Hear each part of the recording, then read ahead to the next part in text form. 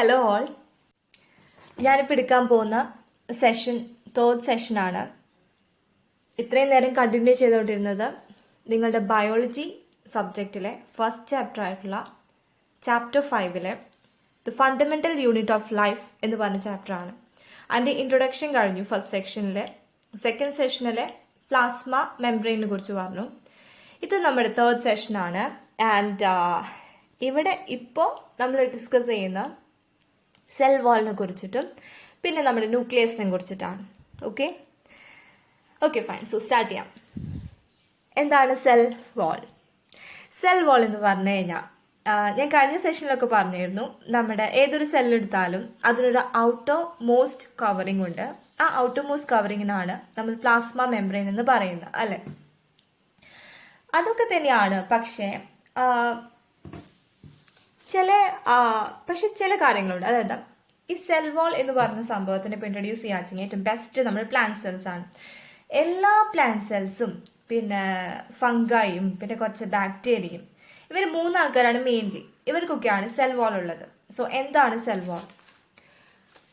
ഈ പറയുന്ന എല്ലാ പ്ലാന്റ് സെൽസിനെയും പ്ലാസ്മ മെംബ്രെയിൻ കൂടാതെ ഒരു അഡീഷണൽ ആയിട്ടുള്ള ഔട്ടർ കവറിങ് ഉണ്ട്. അതിനാണ് സെൽ വാൾ എന്ന് പറയുന്നത്. സോ അവർക്കൊരു ഔട്ടർ മോസ്റ്റ് കവറിങ് ഉണ്ട് അഡീഷണൽ ടു പ്ലാസ്മ മെംബ്രെയിൻ. അതാണ് സെൽ വാൾ. ഈ സെൽ വാൾ ഭയങ്കര റിജിഡ് ആണ്. എന്തുകൊണ്ട് റിജിഡ് ആവാൻ കാരണം എന്ന് വെച്ച് കഴിഞ്ഞാൽ ഈ സെൽ വാളിന്റെ കോമ്പോസിഷൻ അല്ലെങ്കിൽ സെൽ വാൾ ഉണ്ടാക്കിയേക്കുന്നത് സെല്ലുലോസ് എന്ന് പറയുന്ന ഒരു കോംപ്ലെക്സ് സ്ട്രക്ചർ വെച്ചിട്ടാണ്, അല്ലെങ്കിൽ ഒരു സബ്സ്റ്റൻസ് വെച്ചിട്ടാണ്. ഈ സെല്ലുലോസ് എന്ന് പറഞ്ഞ സംഭവം കൊണ്ടാണ് ഇവർ റിജിഡ് ആയേക്കുന്നത്. അത് മാത്രമല്ല, ഒരു പ്ലാന്റ് സെല്ലിനെ ആ ഒരു സെല്ലിന് ശക്തി കൊടുക്കുക അല്ലെങ്കിൽ സ്ട്രക്ചറൽ ആയിട്ടുള്ള ഒരു സ്ട്രെങ്ത് കൊടുക്കുന്നത് ഈ സെല്ലുലോസ് എന്ന് പറഞ്ഞ കോമ്പോസിഷനാണ്. ഇത് കൊണ്ടൊക്കെ തന്നെയാണ് ഇപ്പം നമ്മളൊരു ഒരു സെൽ വാൾ നമ്മളിപ്പോൾ ഒരു ലിവിങ് ആയിട്ടുള്ള പ്ലാന്റ്സ് നമ്മളിപ്പോൾ ഓസ്മോസിസ് വഴി വെള്ളം പുറത്തോട്ട് പോവാന്ന് വിചാരിച്ചു. അപ്പം എന്താ സംഭവിക്കാം? സെല്ല് ഷ്രിങ്ക് ചെയ്യും, അല്ലേ? അപ്പം അങ്ങനെ ഷ്രിങ്ക് ചെയ്യുന്ന സമയത്ത് ഈ സെൽ വാൾ ഇവിടെ കൺട്രാക്ട് ചെയ്യാണ് ചെയ്യുന്നത്. അതേമാതിരി ഇപ്പം ഞാൻ കാണിച്ചു തരാം. ഇപ്പോൾ ഒരു സെല്ല് കളർ ചേഞ്ച് ചെയ്യാം. ഒരു സെല്ല് അതിൻ്റെ ഉള്ളിൽ നിന്ന് വെള്ളം പോയി കഴിഞ്ഞാൽ സെല്ല് ഷ്രിങ്ക് ആവും. ഇങ്ങനെ ഷ്രിങ്ക് ആവാൻ കാരണം, ഷ്രിങ്കേജ് എന്ന് വെച്ച് കഴിഞ്ഞാൽ ചുങ്ങിപ്പോവും. ഇങ്ങനെ ആവാൻ കാരണം സെൽ വാള് കൺട്രാക്ട് ചെയ്യുന്നതുകൊണ്ടാണ്. സെല്ലിന് പക്ഷെ ഒന്നും പ്രത്യേകിച്ച് സംഭവിക്കില്ല, സെല്ല് നാശമാവുന്നില്ല. കാരണം എന്താ? ഈ സെൽ വാൾ പ്രൊട്ടക്റ്റ് ചെയ്യുന്നത് കൊണ്ടാണ്. ഇതേമാതിരി തന്നെ ഒരു ലിവിങ് സെൽ മാത്രമാണ് വെള്ളം അബ്സോർബ് ചെയ്യുള്ളൂ കേട്ടോ, ഓസ്മോസിസ് വഴി. ഡെഡ് ആയിട്ടുള്ള ഒരു സെൽ സാധാരണ വെള്ളം അബ്സോർബ് ചെയ്യാറില്ല. സോ ഇവിടെ ഞാൻ പറയാൻ കാരണം എന്ന് വെച്ച് കഴിഞ്ഞാൽ, ഇവിടെ വേറൊരു എക്സാമ്പിൾ ഞാൻ പറയാണ്. നമ്മുടെ സെൽ വാള് ഇതുമാതിരി ഓസ്മോസിസ് വഴി ഒരു ഹൈപ്പോട്ടോണിക് സൊല്യൂഷൻ എന്ന് വെച്ചാൽ എന്താ? വെള്ളം കൂടുതൽ, സൊല്യൂട്ട് കുറവ്. അപ്പോൾ വെള്ളം പുറത്ത് കൂടുതലായതുകൊണ്ടും സെല്ലിന്റെ ഉള്ളിലെ വെള്ളം കുറവായതുകൊണ്ടും സെല്ല് വെള്ളം വലിച്ചെടുക്കും, റൈറ്റ്? സോ ഒരു സെല്ലിന്റെ ഉള്ളിലോട്ട് വെള്ളം കടന്നു കഴിഞ്ഞാൽ, H2O മോളിക്യൂൾസ് കടന്നു കഴിഞ്ഞാൽ സ്വാഭാവികമായിട്ട് സെല്ല് എന്ത് ചെയ്യും? സെല്ല് സ്വെൽ ചെയ്യും. അതായത് അതിന്റെ സൈസ് അങ്ങ് കൂടും. ഇത് കൂടുന്ന സമയത്ത് ഇതിന്റെ ഉള്ളിലെ പ്രഷർ ജനറേറ്റ് ചെയ്യും. ഉള്ളിലെ പ്രഷർ അങ്ങ് ജനറേറ്റ് ചെയ്യും against this cell wall.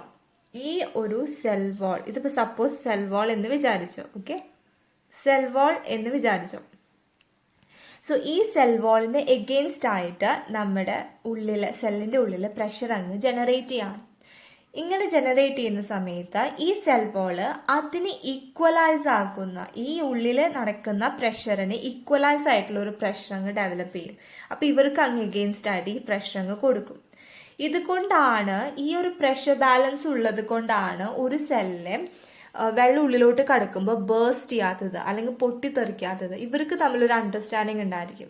So ഇങ്ങനെ ഷ്രിങ്കി ആയിക്കോട്ടെ, സ്വെല്ലപ്പ് ആയിക്കോട്ടെ, ഈ സെൽ വാൾ ഉള്ളത് കൊണ്ടാണ് ഒരു ഇഞ്ചുറീസും ഒരു പ്ലാന്റ് സെല്ലിന് സംഭവിക്കാത്തത്. ഇതുകൊണ്ട് തന്നെയാണ് ഒരു സെൽ വാൾ പ്ലാന്റിന് സ്ട്രക്ചറൽ സ്ട്രെങ്ത് കൊടുക്കുന്നു എന്ന് പറയുന്നത്. ഓക്കെ. സോ സാധാരണ സെൽ വാൾ അപ്പോൾ ആരുടെയിലൊക്കെ ഉണ്ടായിരിക്കാം? എല്ലാ പ്ലാന്റ് സെൽസിലും, പിന്നെ ഫംഗൈലും, പിന്നെ ചില ബാക്ടീരിയകളിലും ഉണ്ടാവും. സോ ഇത്രയും കാര്യങ്ങൾ മാത്രമാണ് നമുക്ക് സെൽ വാളിനെ കുറിച്ച് പറയാനുള്ളൂ. വേറെ പിന്നെന്താ, നെക്സ്റ്റ് ടോപ്പിക് നമ്മൾ ഈ ഒരു സെഷനിൽ ഡിസൈഡ് ചെയ്യാൻ പോകുന്നത് ന്യൂക്ലിയസിനെ കുറിച്ചിട്ടാണ്. സോ എന്താണ് ന്യൂക്ലിയസ്? ന്യൂക്ലിയസ് ഭയങ്കര ഇമ്പോർട്ടൻ്റ് ആയിട്ടുള്ള ഒരു ടോപ്പിക് ആട്ടോ. സോ ആദ്യം ഞാൻ ന്യൂക്ലിയസ് എന്താണെന്നുള്ളൊരു ഇൻട്രൊഡക്ഷൻ തരാം, എന്നിട്ട് നമുക്ക് അതിൻ്റെ ഡീറ്റെയിൽസിലോട്ട് പോവാം. ന്യൂക്ലിയസ് എന്ന് വെച്ച് കഴിഞ്ഞാൽ പെട്ടെന്ന് നമുക്ക് ന്യൂക്ലിയസ് എന്ന് വരുമ്പോഴേ, ഇപ്പോൾ നിങ്ങൾക്ക് സ്റ്റാർട്ടിങ് ന്യൂക്ലിയസ് ആയിട്ട് പറയുമ്പോൾ പിന്നീട് നമ്മൾ ന്യൂക്ലിയസിനെ കുറിച്ച് കുറേ കാര്യങ്ങൾ പഠിക്കും. ഒരു സെല്ല്, എനിക്ക് സപ്പോസ് ഇതൊരു സെല്ലാന്ന് വിചാരിച്ചോ, അത് വേണം ഞാൻ ബ്ലാക്ക് എടുക്കാം. ഇതൊരു സെല്ലെന്ന് വിചാരിച്ചോ, ചെവിന് ബ്ലാക്ക് ആയില്ലല്ലേ? Okay, this is a cell. ഒരു സെല്ലിലെ കുറേ സെൽ ഓർഗനലൈസ് ഉണ്ടെന്ന് ഞാൻ പറഞ്ഞു അല്ലേ? അതിലെ ഏറ്റവും ലാർജസ്റ്റ് ആയിട്ടുള്ള ഒരു സെൽ ഓർഗനലയാണ്, ഒരു സെല്ലിൻ്റെ ഉള്ളിലെ ഏറ്റവും ലാർജസ്റ്റ് ആയിട്ടുള്ള സെൽ ഓർഗനലയാണ് ആര്? നമ്മുടെ ന്യൂക്ലിയസ്.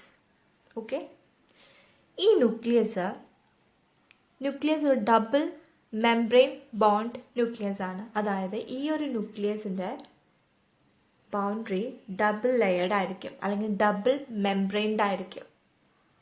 ഡബിൾ മെംബ്രെയിൻഡ് ആയിരിക്കും. ഈ ഒരു ന്യൂക്ലിയസിൻ്റെ ഉള്ളിലാണ് നമ്മുടെ DNA ഉള്ളത്. നമ്മളാരും കേട്ടിട്ടുണ്ട് എന്താ DNA എന്നൊക്കെ അല്ല? പല പ്രാവശ്യം മൂവീസിലായിക്കോട്ടെ, അല്ലെങ്കിൽ എന്തെങ്കിലും സംസാരിക്കുമ്പോഴായിക്കോട്ടെ, അല്ലെങ്കിൽ വല്ല ഹോസ്പിറ്റൽസിലൊക്കെ പോകുമ്പോൾ നമുക്ക് DNA കുറിച്ച് കേൾക്കാം. സോ ഈ ഒരു സെല്ലിൻ്റെ ഉള്ളിലത്തെ ന്യൂക്ലിയസിൻ്റെ ഉള്ളിലാണ് നമ്മുടെ ജനറ്റിക് മെറ്റീരിയൽസ് ആയിട്ടുള്ള DNA കണ്ടെയ്ൻ ചെയ്തേക്കുന്നത്. ഓക്കെ, സോ ന്യൂക്ലിയസിൻ്റെ മെയിൻ ഫങ്ഷൻസ് എന്തൊക്കെയാണെന്ന് നമുക്ക് ആദ്യം പറയാം. ഈ ന്യൂക്ലിയസ് എന്ന് പറയുന്ന ഒരുപാട് ഫങ്ഷൻസ് ഉണ്ട്. മെയിൻലി ഇവർ കോൺസെൻട്രേഷൻ ചെയ്യുന്ന കാര്യങ്ങൾ എന്ന് പറയുമ്പോൾ, ഫസ്റ്റ് ഓഫ് ഓൾ ഞാൻ ഇപ്പോൾ പറഞ്ഞ പോലെ ന്യൂക്ലിയസ് ജനറ്റിക് മെറ്റീരിയൽസ് ആയ നമ്മുടെ DNA സ്റ്റോർ ചെയ്യുന്നു. First point. സെക്കൻഡ് പോയിന്റ് എന്ന് വെച്ച് കഴിഞ്ഞാൽ ഈ ന്യൂക്ലിയസ് നമ്മുടെ സെൽ ആക്ടിവിറ്റീസ്, ഒരു സെല്ലിൽ നടക്കാവുന്ന എല്ലാ ആക്ടിവിറ്റീസും കോർഡിനേറ്റ് ചെയ്യുന്നത് നമ്മുടെ ന്യൂക്ലിയസ് ആണ്. എന്തൊക്കെ ആക്ടിവിറ്റീസ് എന്ന് ഇവർ പറയുന്നത്? ആക്ടിവിറ്റീസ് എന്ന് പറയുമ്പോൾ ഗ്രോത്ത് ആയിക്കോട്ടെ, മെറ്റബോളിസം ആയിക്കോട്ടെ, പ്രോട്ടീൻ സിന്തസിസ് ആയിക്കോട്ടെ, സെൽ ഡിവിഷൻ ആയിക്കോട്ടെ, അങ്ങനെ പല കാര്യങ്ങളും ഒരു സെല്ലിൽ എന്തൊക്കെ നടക്കാവുന്നു ആ കാര്യങ്ങളൊക്കെ കൺട്രോൾ ചെയ്യുന്ന ഒരു മാസ്റ്റർ ബ്രെയിൻ എന്നൊക്കെ പറയുന്ന പോലെ അതാണ് നമ്മുടെ ന്യൂക്ലിയസ്. ഇത്രയും കാര്യങ്ങൾ ന്യൂക്ലിയസിനെ കുറിച്ച്. അപ്പോൾ ന്യൂക്ലിയസ് എന്ന് പറയുമ്പോൾ നമുക്ക് ഒരു ഐഡിയ കിട്ടിയില്ലെങ്കിൽ നമുക്ക് ആ ഡീറ്റെയിലോട്ട് പോകാം കേട്ടോ. ആസ് ഞാൻ പറഞ്ഞ പോലെ തന്നെ ന്യൂക്ലിയസ് എന്ന് പറയുന്നത് ഒരു ഡബിൾ ലെയേർഡ് സ്ട്രക്ചറാണ്. സോ ഒരു സെല്ലിൻ്റെ ഉള്ളിലത്തെ ഇതിൻ്റെ ഉള്ളിൽ ന്യൂക്ലിയസ് ഉണ്ടെന്ന് വെച്ചോ, ആ ന്യൂക്ലിയസ് ഞാൻ സെപ്പറേറ്റ് ആയിട്ട് എൻലാർജ് ചെയ്ത് കാണിക്കുമ്പോൾ ഡബിൾ മെംബ്രെയിൻഡ് ആണെന്ന് ഞാൻ പറഞ്ഞു. Okay, so it's A double membrane structure. ഇനി ഡബിൾ മെംബ്രെയിൻ സ്ട്രക്ചർ എന്ന് പറയുമ്പോൾ തന്നെ ഈ ന്യൂക്ലിയസിനുള്ളിൽ കുറച്ച് കാര്യങ്ങളുണ്ട്.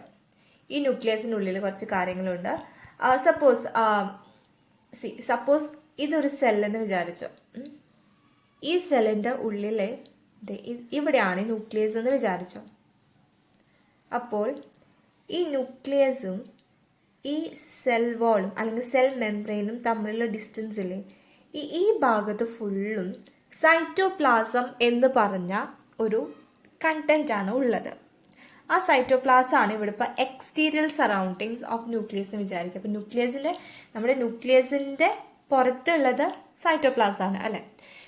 സോ ഈ ന്യൂക്ലിയസിൻ്റെ ഉള്ളിൽ കുറച്ച് സാധനങ്ങളുണ്ട്, കുറച്ച് മെറ്റീരിയൽസുകളുണ്ട്. ആ മെറ്റീരിയൽസിനെ സൈറ്റോപ്ലാസത്തിലോട്ട് കടക്കാനായിട്ട് കുറച്ച് പാസേജസുകൾ ഉണ്ടായിരിക്കും, അല്ലെങ്കിൽ കുറച്ച് പോർസ് ഉണ്ടായിരിക്കും. അപ്പോൾ ആ പോർസിലൂടെയാണ് ഈ ന്യൂക്ലിയസിൻ്റെ ഉള്ളിലത്തെ മെറ്റീരിയൽസ് ഒക്കെ സൈറ്റോപ്ലാസത്തിലോട്ട് കടക്കുന്നത്. സോ അതെങ്ങനെ കടക്കുന്നതെന്ന് വെച്ച് കഴിഞ്ഞാൽ ഇവിടെ ഇപ്പോൾ ഡബിൾ മെംബ്രെയിൻഡ് ആണെന്ന് ഞാൻ പറഞ്ഞല്ലോ. സോ ഈ ഡബിൾ മെംബ്രെയിൻഡ് ആയി പറഞ്ഞുകൊണ്ട് നമുക്കങ്ങനെ പോകാൻ പറ്റത്തില്ല. അപ്പോൾ ഈ ഡബിൾ മെംബ്രെയിൻ എങ്ങനെയാണെന്ന് വെച്ച് കഴിഞ്ഞാൽ, suppose this is the nucleus. അവരുടെ ഡബിൾ മെംബ്രെയിൻ എന്ന് പറയുന്നത് ഇതുമാതിരി ആയിരിക്കും. അപ്പോൾ ഞാൻ കുറച്ച് എൻലാർജ് ചെയ്യാം. ഇതുമാതിരി ആയിരിക്കും. ലൈക്ക് അവർ കുറച്ച് പോർസ് അല്ലെങ്കിൽ കുറച്ച് സ്ഥലം അങ്ങ് വിട്ടിട്ടായിരിക്കും ഇവിടെ സ്ട്രക്ചർ ഉണ്ടായിരിക്കാം. സോ ഇതിൻ്റെ ഉള്ളിലത്തെ കുറേ മെറ്റീരിയൽസുകളില്ലേ, അത് നമുക്ക് ഈ പോഴ്സ് വഴി അവർ സൈറ്റോപ്ലാസത്തിലോട്ട് പോവും. Okay fine. സോ ഇതുമാതിരിയാണ് നമ്മുടെ ന്യൂക്ലിയസിന്റെ സെൽ മെംബ്രെയിൻ കൺസ്ട്രക്ട് ചെയ്യപ്പെട്ടേക്കുന്നത്. അവർ ഇടയ്ക്കിടയ്ക്ക് പോഴ്സുകൾ ഉണ്ടായിരിക്കും. സോ പോറസ് ആയിട്ടുള്ള ഡബിൾ മെംബ്രെയിൻ സ്ട്രക്ചേഴ്സ് ആയിരിക്കും നമ്മുടെ ന്യൂക്ലിയസിന്റെ ഔട്ടർ കവറിങ്സ് അല്ലെങ്കിൽ എൻവലപ്പ്. സോ ഇനി ഞാൻ നെക്സ്റ്റ് പറയാൻ പോകുന്ന ഒരു വേർഡ് ഞാൻ ഇൻട്രൊഡ്യൂസ് ചെയ്യാം. ആദ്യം കേൾക്കുമ്പോൾ കുറച്ച് കൺഫ്യൂസിങ് ആയിരിക്കും, പക്ഷെ ശ്രദ്ധിച്ച് കേട്ട് കഴിഞ്ഞാൽ വളരെ സിമ്പിളാണ്. ഇപ്പം ഞാൻ പറയാൻ പോകുന്നത് ക്രോമോസോംസ് എന്ന് പറയുന്ന ഒരു ടോപ്പിക്കിനെ കുറിച്ചിട്ടാണ്. എന്താണ് ക്രോമോസോംസ്? Okay fine. സോ ക്രോമോസോംസിനെ കുറിച്ചിട്ട് ആദ്യം പറയാം. ഒരു സെല്ലിനെ ഡിവൈഡ് ചെയ്യുന്ന സമയത്ത്, ഒരു സെൽ ഡിവിഷൻ ചെയ്യുന്ന സമയത്ത്, അല്ലെങ്കിൽ ഒരു സെല്ല് ഡിവൈഡ് ചെയ്തിട്ട് രണ്ടാക്കുമ്പോഴാണ് സാധാരണ സെൽ ഡിവിഷൻ എന്ന് പറയാം. സോ ഈ ഒരു കണ്ടീഷനിൽ മാത്രമാണ് നമുക്ക് ക്രോമോസോംസ് എന്ന് പറഞ്ഞ ഒരു സാധനം കാണാൻ പറ്റുക. ഈ ക്രോമോസോം എന്ന് പറയുന്നത് റോഡ് ഷേപ്ഡ് സ്ട്രക്ചറാണ്. ഓക്കെ, റോഡ് ഷേപ്പ് സ്ട്രക്ചർ എന്ന് പറയുമ്പോൾ ഏകദേശം ഇതുമാതിരി ഉണ്ടായിരിക്കും, ഒരു പൂ മാതിരി, ഏകദേശം ഇങ്ങനെ ഉണ്ടായിരിക്കും. സോ ദിസ് റോഡ് ലൈക്ക് സ്ട്രക്ചറിനെയാണ് നമ്മൾ ക്രോമോസോംസ് എന്ന് പറയാം. ഇവരെ നമുക്ക് എങ്ങനെ കാണാൻ പറ്റുക? ഒരു സെല്ല് ഡിവൈഡ് ചെയ്യുന്ന സമയത്ത് ആണ് കാണാൻ പറ്റുക. ഇത് ന്യൂക്ലിയസിൻ്റെ ഉള്ളിലാണ് കേട്ടോ. ന്യൂക്ലിയസിൻ്റെ ഉള്ളിൽ ഞാൻ കുറച്ച് നേരത്തെ മെറ്റീരിയൽസ് ഉണ്ടെന്ന് പറഞ്ഞില്ലേ, അപ്പോൾ ആ മെറ്റീരിയൽസ് സൈറ്റോപ്ലാസത്തിലോട്ട് പോകുന്നൊക്കെ പറഞ്ഞില്ലേ. സോ ഈ ഒരു ന്യൂക്ലിയസിൻ്റെ ഉള്ളിലുള്ള ഒരു മെറ്റീരിയൽ ആണ് ക്രോമോസോംസ്. ഈ ക്രോമോസോം റോഡ് ഷേപ്ഡ് സ്ട്രക്ചേഴ്സ് ആയിരിക്കും. ഇവർ സെല്ല് ഡിവൈഡ് ചെയ്യുന്ന സമയത്തേ നമുക്ക് കാണാൻ പറ്റത്തുള്ളൂ. ഇനി നമുക്ക് DNA കുറിച്ച് പറയാം. നമ്മളെല്ലാവരും പറഞ്ഞ പോലെ, ഞാൻ കുറച്ച് നേരത്തെ പറഞ്ഞ പോലെ എല്ലാവരും DNA എന്താണെന്ന് അറിയാം. DNAയുടെ ഫുൾ ഫോം എന്ന് വെച്ച് കഴിഞ്ഞാൽ deoxyribonucleic acid. Once more, deoxyribonucleic acid. So DNA എന്ന് പറഞ്ഞ സംഭവമാണ് നമ്മുടെ genetic materials, genetic information contain ചെയ്തിരിക്കുന്നത്. ഇപ്പം നമ്മുടെ പാരൻസിനെ കുറിച്ച്, അവരുടെ പൂർവികരനെ കുറിച്ചിട്ടൊക്കെയുള്ള നമ്മളെ പറ്റിയിട്ടുള്ള ഒരു ഇൻഫോർമേഷനും കാര്യങ്ങളൊക്കെ അടങ്ങിയിരിക്കുന്ന ഒരു ജനറ്റിക് മെറ്റീരിയലാണ് നമ്മുടെ DNA. സോ സെല്ലിൻ്റെ ഉള്ളിൽ, ഒരു സെല്ലിൻ്റെ ഉള്ളിൽ ന്യൂക്ലിയസ് ഉണ്ട്. ആ ന്യൂക്ലിയസിൻ്റെ ഉള്ളിലാണ് നമ്മൾ പറഞ്ഞേക്കുന്ന ഈ ക്രോമോസോം ഉള്ളത്. ഈ ക്രോമോസോമിൻ്റെ ഉള്ളിലാണ് DNA ഉള്ളത്. ഇപ്പം ക്ലിയർ ആയോ? സോ ഒരു സെല്ലിൻ്റെ ഉള്ളിൽ വൺസ് മോർ ഞാൻ പറയാം, ഒരു സെല്ലിൻ്റെ ഉള്ളിൽ എന്താ ഉള്ളത്? ന്യൂക്ലിയസ് ഉണ്ട്.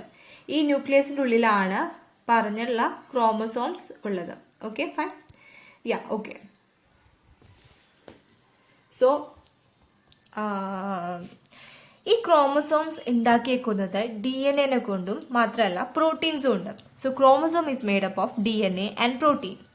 ഇനി DNAയുടെ ഒരു ഇമ്പോർട്ടൻസ് എന്ന് വെച്ച് കഴിഞ്ഞാൽ, ഒരു സെൽ എങ്ങനെ കൺസ്ട്രക്ട് ചെയ്യപ്പെടണം, ഒരു സെൽ എങ്ങനെയൊക്കെ ആയിരിക്കണം, ആ സെല്ലിൻ്റെ ഉള്ളിൽ എങ്ങനെയൊക്കെ ഓർഗനൈസ് ചെയ്യണം, എന്തൊക്കെ ഫങ്ഷൻസ് ആണ് ഓരോരുത്തരും ചെയ്യേണ്ടത് എന്നിട്ടുള്ള കംപ്ലീറ്റ് ഡീറ്റെയിൽസ് അടങ്ങിയിരിക്കുന്ന ഒരു ഇൻഫോർമേഷൻ കണ്ടെയ്ൻ ചെയ്യുന്ന ഒരു സംഭവമാണ് നമ്മുടെ DNA മോളിക്യൂൾ. സോ ക്രോമോസോം ഈ DNAയും പിന്നെ പ്രോട്ടീൻസ് കൊണ്ടാണ് ഉണ്ടാക്കിയേക്കുന്നത്. ഇനി എല്ലാ DNAസും അല്ലെങ്കിൽ DNAയിലുള്ള എല്ലാ ഭാഗങ്ങളും ഫങ്ഷണൽ അല്ല. ഓക്കെ, ഫങ്ഷണൽ ആവുന്ന സെഗ്മെന്റ്സുകളുണ്ട്. ആ സെഗ്മെന്റ്സിനെയാണ് നമ്മൾ ജീൻസ് എന്ന് പറയുന്നത്. Genes, GENES, jeans.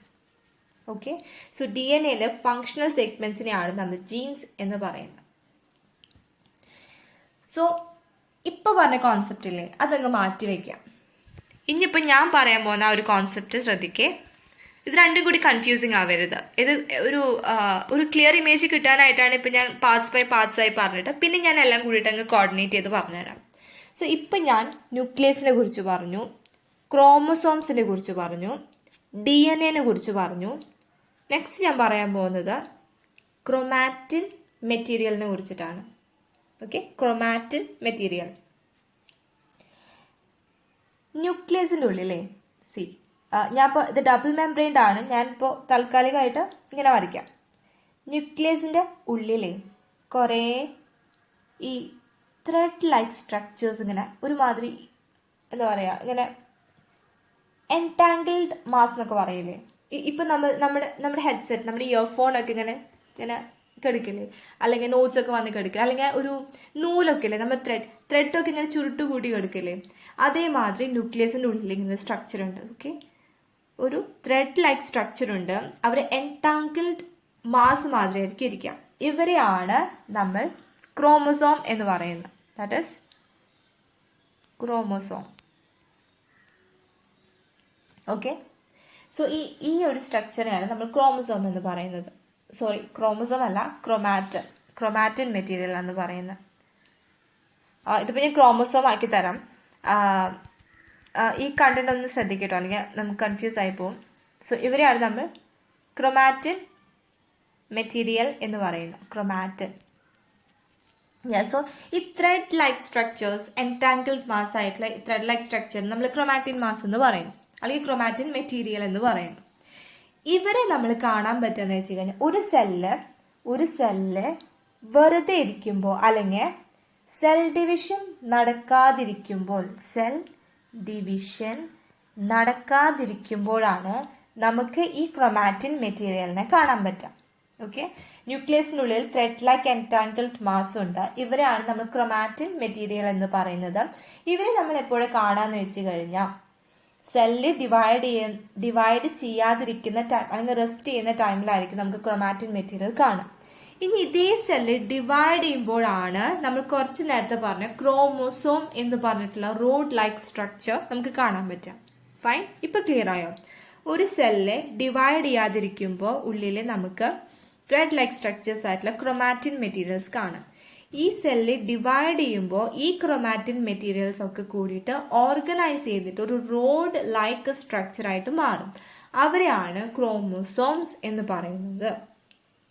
ആൻഡ് ഈ ക്രോമോസോംസിലാണ് DNA അടങ്ങിയിരിക്കുന്നത്. ഫൈൻ, ഇപ്പൊ ക്ലിയർ ആയോ?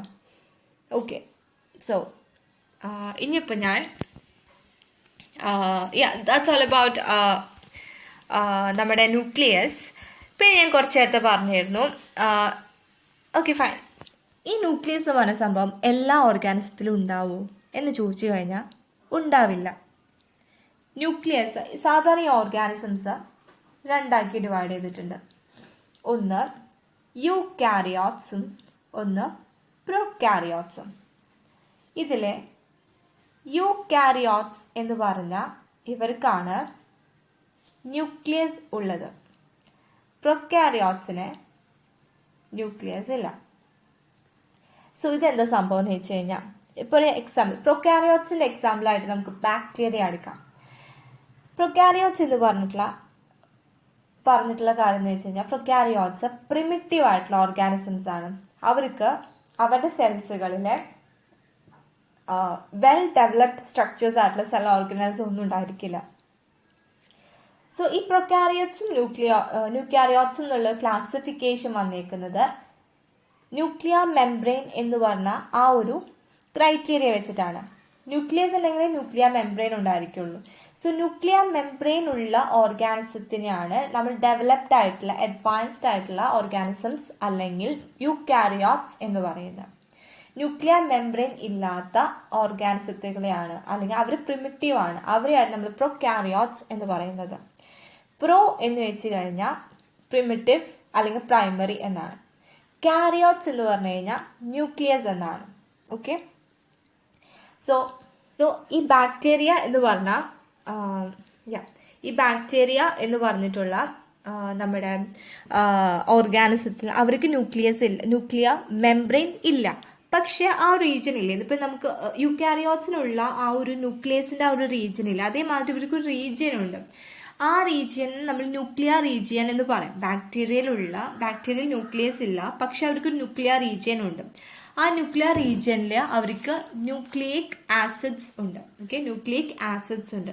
സോ ഈ nuclear region with these nucleic acids എന്നെയാണ് ഇവർക്ക് എന്ത് പറയാം, ന്യൂക്ലിയോയിഡ്സ് എന്ന് പറയുന്നത്.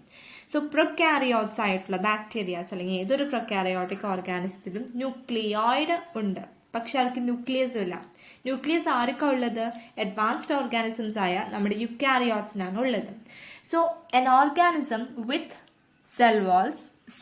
organism with cells having nuclear membrane.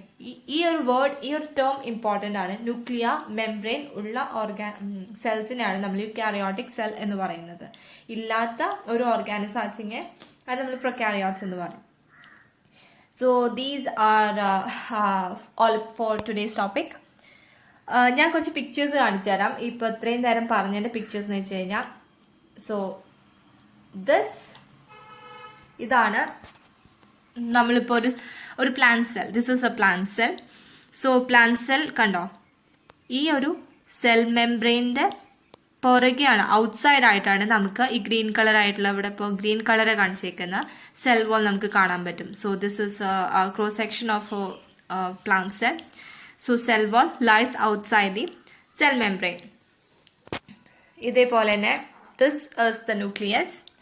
കണ്ടോ, ന്യൂക്ലിയസ് ഡബിൾ മെംബ്രെയിൻ സ്ട്രക്ചർ ആണ്. കണ്ടോ, അതിനുള്ളിൽ കണ്ടോ ത്രെഡ് ലൈക്ക് സ്ട്രക്ചേഴ്സ്. അത് നമ്മൾ ക്രൊമാറ്റിൻ എന്ന് പറയും. കണ്ടോ, ക്രൊമാറ്റിൻ എന്ന് പറയും. സോ ഇത് കൂടിയാണ് ന്യൂക്ലിയസിനുള്ളിലത്തെ മെറ്റീരിയൽസ് ഒക്കെ സൈറ്റോപ്ലാസത്തിലോട്ട് പോകുന്നത്, ഈ ഒരു പോറസ് സ്ട്രക്ചേഴ്സ് ഉള്ളത് കൊണ്ടാണ്. Now the next one is കണ്ടോ, ഒരു സെല്ലിലെ ആ സെല്ലിൻ്റെ ന്യൂക്ലിയസ് ആണിത്. ആ ന്യൂക്ലിയസിൻ്റെ ഉള്ളിലുള്ള റോഡ് ലൈക്ക് സ്ട്രക്ചർ ആയിട്ടുള്ള ക്രോമോസോം ആണത്. ഈ ക്രോമോസോം എപ്പോഴാണ് സെല്ല് ഡിവൈഡ് ചെയ്യുമ്പോഴാണ് നമുക്ക് കാണാൻ പറ്റുക. ഈ ക്രോമോസോമിൻ്റെ ഉള്ളിലാണ് DNA ഉള്ളത്. DNAയിലെ ഫങ്ഷണൽ സെഗ്മെന്റ്സിനാണ് നമ്മൾ ജീൻസ് എന്ന് പറയുന്നത്. പിന്നെ വൺ മോർ ഉണ്ട്. This is what I said, chromosome. കണ്ടോ, ക്രോമോസോം ഒരു റോഡ് ലൈക്ക് സ്ട്രക്ചർ ആണ്. സോ ഇന്നത്തെ സെഷനിലെ ടോപ്പിക്സും കാര്യങ്ങളും സെൽ വാളും ന്യൂക്ലിയസിനെയും കുറിച്ചിട്ട് ഞാൻ കവർ ചെയ്തേക്കുന്നത്. ഐ ഹോപ്പ് എല്ലാം മനസ്സിലായി എന്ന് വിചാരിക്കുന്നു.